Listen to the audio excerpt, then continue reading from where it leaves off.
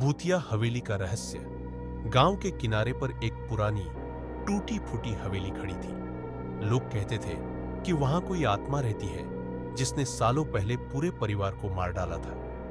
बच्चों को सख्त हिदायत थी कि शाम के बाद वहां न जाए, लेकिन युवा रवि को ऐसी कहानियों पर यकीन नहीं था। एक दिन दोस्तों के बीच शर्त लगी कि कौन रात को हवेली में जाकर 2 घंटे रह सकता है। रवि ने बिना डरे चुनौती स्वीकार कर ली।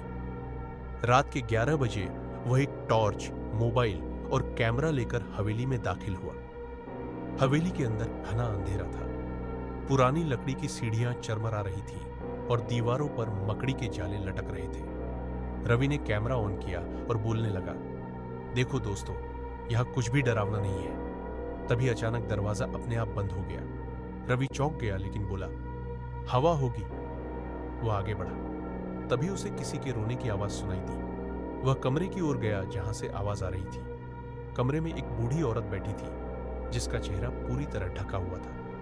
रवि ने कहा, आप यहां क्या कर रही हैं? लेकिन कोई जवाब नहीं मिला। जब वह थोड़ा और पास गया तो औरत अचानक उठ खड़ी हुई और जोर से चीखने लगी। रवि डर के मारे पीछे भागा, लेकिन रास्ता बंद हो गया था। उसने फोन निकालकर लाइट जलाई तो देखा कि चारों तरफ दीवारों पर खून से लिखा था, तुम भी अब हमारे साथ रहोगे। उसका दिल तेजी से धड़कने लगा। तभी फर्श से सफेद धुआं उठने लगा और उसमें से हाथ बाहर आने लगे।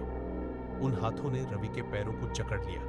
वह चिल्लाया, मुझे छोड़ दो, लेकिन आवाज बाहर नहीं गई। अचानक टॉर्च की बैटरी खत्म हो गई और अंधेरा छा गया। तभी एक ठंडी सांस उसके कान के पास महसूस हुई।